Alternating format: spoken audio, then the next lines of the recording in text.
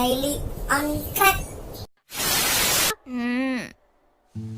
違うんだよ。試合に勝ちたかったんじゃなかったんだよ。私がソフトテニスに入ったのはリア充になれると思ったからなんだよ。でも違ったんだよ。リア充の奴らって入る前からすでにリア充でさ。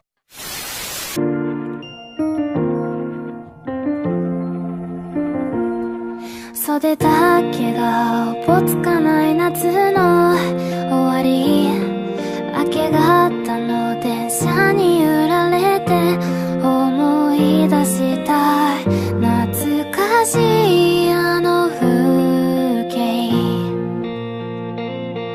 たくさんの遠回りを繰り返して同じような街並みがただ通り過ぎた。窓に僕が映ってる。君は今もあの頃みたいにいるのだろうか。ひしゃげて曲がったあの自転車で走り回った。